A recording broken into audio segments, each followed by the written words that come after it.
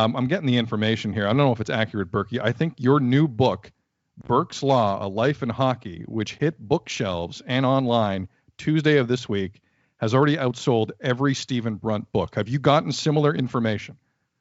No, but I want to ask you two. Have you gotten a drug test recently? Beg your pardon? What kind why do you ask? Because you're debating whether you use all your pitches to try to win a must-win game. Yes. But what if you play tomorrow? No. Doesn't matter. You're not playing tomorrow unless you win. We're not debating that. We're just saying, do you have to have any mind whatsoever for what happens tomorrow when you're going? No. And listen, I know this is not normal, but they're going 7 days straight here, right? Like that's different than when you used to have the days off, right? I know that. I know I don't look that intelligent, but I actually am. I know that. You went to Harvard. You're the only one that went to Harvard. I go down to the coach. Whatever. I go down to the coach. Yeah. And I say, do not worry about the next game. We have to win this one. Throw the kitchen sink at him.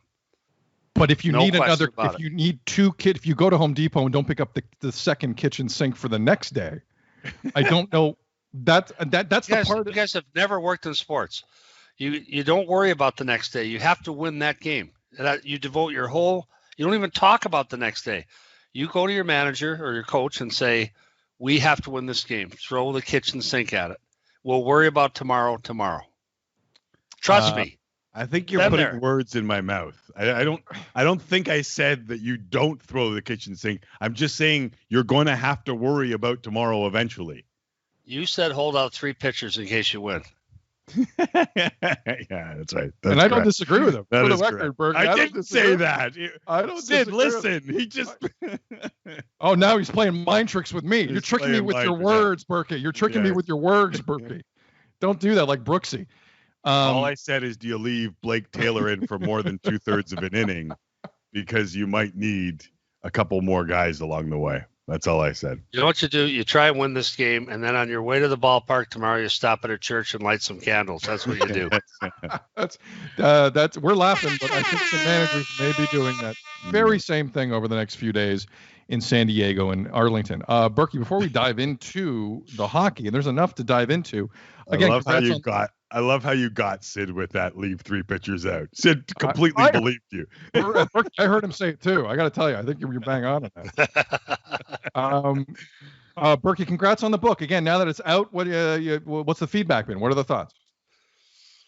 Well, it just second day, right? And a lot of people pre-ordered it, and it came on Tuesday because Monday was a holiday, obviously. And the feedback I've gotten has been fantastic, but I don't think too many people would call me and say, hey, by the way, your book sucks, because it would be a short phone call. So feedback's fantastic, but I'm sure it's selective feedback too. But Burke, without detailing the entire story, because people should buy the book for the full stories, is there a person in the hockey community who you thought initially would call you based on an anecdote in the book? You don't have to give us why you think they would call, but were you expecting a call from a specific person about something in there? No. Fair enough. As I Googled, here's my criteria. Just so you guys know, the stories I told, I didn't reveal anything on a one-on-one between me and another employee or me or a player. A player comes to me with a personal problem or advice, that stays between us. The coach comes to me. The stuff I talk about is stuff that was common knowledge on my team at the time. So I'm not stringing anyone out or trying to embarrass anyone. This was common knowledge on my team at the time, or I didn't put it in. Fair enough.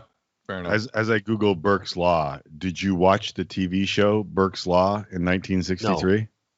No. All right. Fair enough. I thought it was a Western, but apparently it was some detective movie. Yeah, it's detective based in Los Angeles, the Los Angeles Police Homicide Division, and Amos Burke.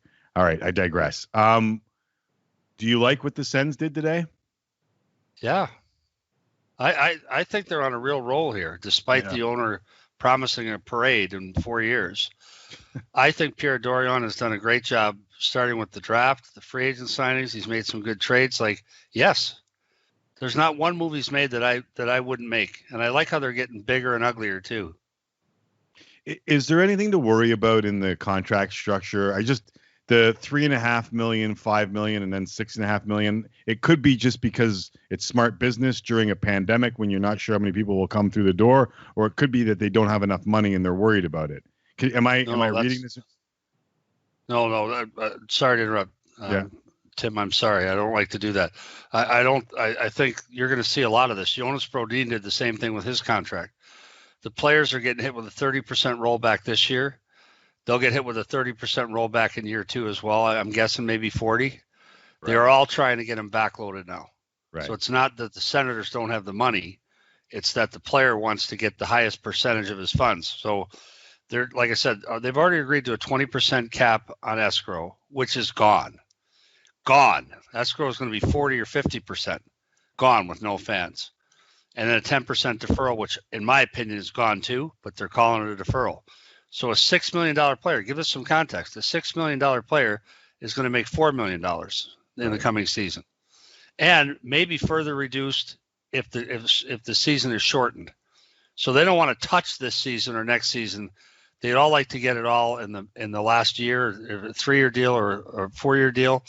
So all the contracts are being not all of them, but a lot of them are being structured this way. So that's astute on the players' part. And they're betting that the revenues will come back. And I believe the revenues will come back. I think our sport's going to be fine, but I think we're going through 2 seasons of hell to get there. Yeah, that makes a lot of sense. Brian Burke here on Tim and Sid. If you're Pierre Dorian with more cap space than virtually almost everyone else in hockey, but mainly among the Canadian teams here, Burke, do you stop the shopping at this point, or do you say to hell with it? Let's try and get a $3 million bargain here if Eugene's willing to cut the check.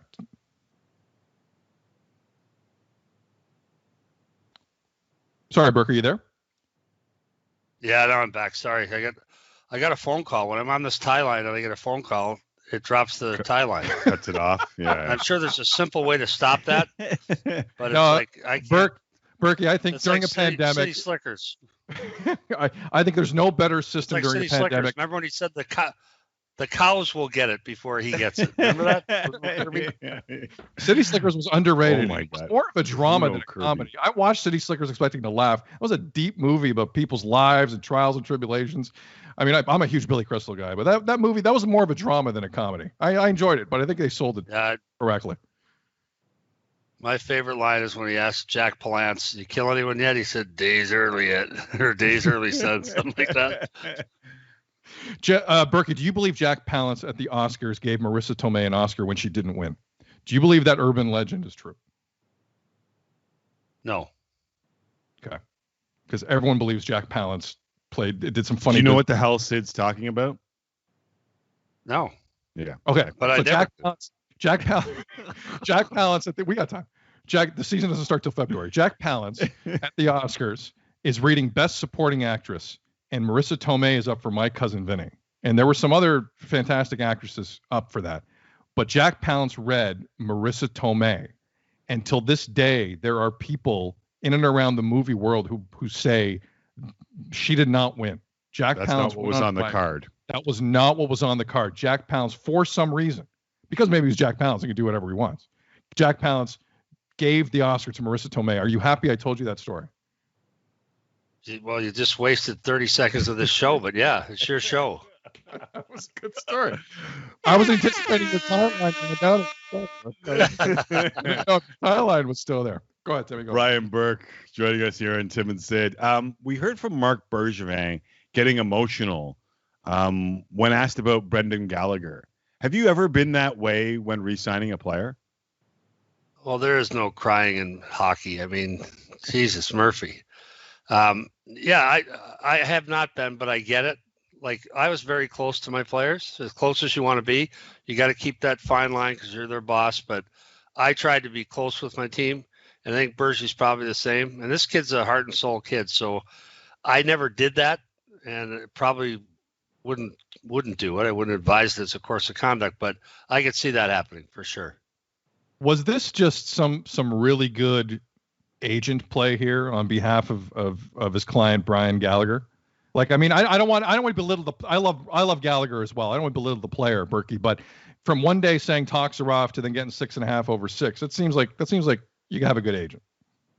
Well, from the outside, it looks like that. I will tell you this. For them to make that deal as quickly, even if they derailed the talks and got it back on the rails, there is some merit to Brendan Gallagher's position, right? Right. They bring in this Josh Anderson and give him a long-term deal. He's the captain. He's the one playing with a broken jaw. He's the one yapping. And there is some merit to the position that why don't I get paid? It's much like when Evander Kane got paid in San Jose and Joe Pavelski's like, what am I, chopped liver? So there is some merit to that. But if they got this deal done overnight, they weren't that far apart before they broke things off. Good point. Right. Yeah. Good. Brian Burke joining us here on Tim and Sid.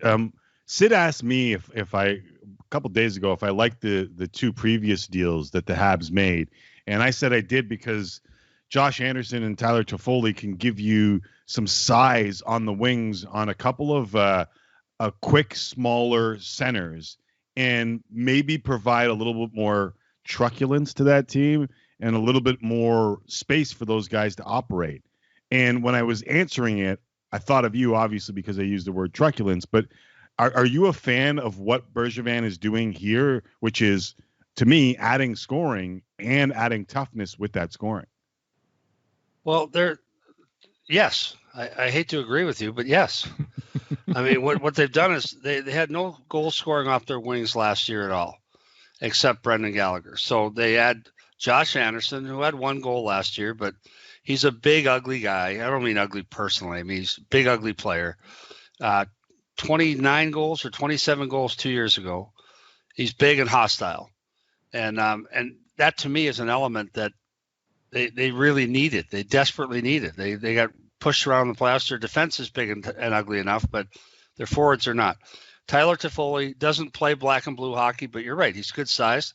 Now all of a sudden they got some scoring on the wall, which they lack. They've got two quality young centers in Kotkaniemi and Suzuki. Those are not small guys, though. Like everyone thinks so. They're small. Kotkaniemi's 6'1" or 6'2", and Suzuki's not that tall, but he's like 195. Like he's a solid kid. And then you got Dano. Like their center position is set, and their right wing is set now. They add Joel Evanson to the D, so they're bigger, better, deeper. They get the quality backup goaltender and extend him. Like this is like a blueprint. This is like Bergey's on a mission here. I didn't want to interrupt you because you spoke about not interrupting other people on the show. But when you say big ugly player, like that's a term of endearment from Brian Burke, is it not? For sure. Yeah, and I'm not referring to his facial characteristics. Yeah. No. I'm just saying big ugly. Like I like big ugly players. Ugly is a state of an attitude more than a physical state. Right. It's a term of endearment from Brian Burke. Yeah. I got it. I agree. Brian Burke here on Tim and Sid. Best-selling author Brian Burke here on Tim and Sid. Hey, by the way, you better look at what Ottawa's doing on the big and ugly front too. Yeah. They added Branson. They added who else did they add? They've added like 2 or 3 big ugly people in the last couple of weeks. I love it. Joe, speaking of big and not ugly, even with the beard, Joe Thornton. Joe Thornton's currently in Switzerland, going to get in some games with Davos. But the Leaf link with Joe Thornton Berkey is getting stronger here by the minute. When you look at the Leafs roster construction up front in that bottom 6, does he fit? Do you like that addition if it happens? No. So why are they kicking those tires? Well, they don't call me for advice. They fired me. We call you for advice. For advice. Joe Thornton is a great hockey player. He's a great person. He plays a position where they've got depth in the top 6. So if you're getting from the bottom 6, in my mind, that's a mistake. That's where they need someone more of a specialist, a penalty killer, a little more truculence, a little more sand. Wayne Simmons helps, and Zach Bogosian helps. But I see it as a misuse of funds. I love the player. Would I like to have him on my team? Yeah, but it makes Jason Spezza irrelevant and redundant. And to me, it would really unfair to Jason Spezza to talk him into coming back and then say, oh, by the way, we're bringing in Jumbo too. Right. I don't get it. It's like, would I like 2 cars? Like I'm the only person that drives in my household. I only need 1 car. Would I like 2 cars? Yeah, maybe, but I can only drive 1 car. Why on earth would I get a second car? Because I'm an idiot. That's why. Brian Burke joining us here on Tim and Sid. What about Stamkos? Is there a chance that Stamkos waives his no trade after spending 2 minutes and 47 seconds on the ice, but entire bubble life and hoisting the cup? Yeah, I think, well, see, Elliott reported that there's something there. And as much as I love teasing Elliott, Elliott's plugged in. Like if Elliott says something is happening, it's almost a lock. So I do believe there have been discussions. And I do believe there were discussions last year at the trade deadline when Jumbo Joe said he was disappointed he didn't get a chance to go to a contender. But if I'm Jumbo Joe, I don't think the Leafs are a serious contender yet. I love the moves they've made. They've made some really positive changes, but I don't put them up there yet with Washington. I don't put them up there yet with Tampa. And that's how you do this in this business. You're willing to pay a certain price for players in assets once your team is at a certain point. So did I overpay for Chris Pronger back in 2006? Yeah, I did. But I had a parade. So it doesn't matter. No one's ever going to argue that. And so Steven Stamkos, when he buys gas, he's got a ring on. And so to me, that changes things. Would he go somewhere else and maybe try to win again? His best chance to win there. Is there an issue with the medical staff there? Not sure about that. Not sure that the injury was properly diagnosed or treated. That might be some hard feelings there. I don't know. But I think when Elliott says there's smoke, there's usually fire. Brian Burke, Sportsnet hockey analyst, bringing fire every single time he comes on. Burkey, thank you again. We will plug the book. Burke's Law is out now. A Life in Hockey. Great time now to pick it up. The holiday season ain't that far away. The fall's not a kid's book, but not a kid's book, by the way. It's not a not a bedtime for the toddler kind of book. Not, Burke, you know? Not a bedtime story unless you got a bleep machine by the bed. But Burkey, hold on. I'm thinking of a whole different route here. And children's books, you can become a billionaire off a good children's book. Think about it. I'll let Zach Hyman do the children's books. He does great children's books. He does actually. Burke, Hyman, Robert it. Munch, Brian Burke. Great dropping by. Thank you for doing this. Appreciate it as always. Thanks, guys. Thanks for having me on.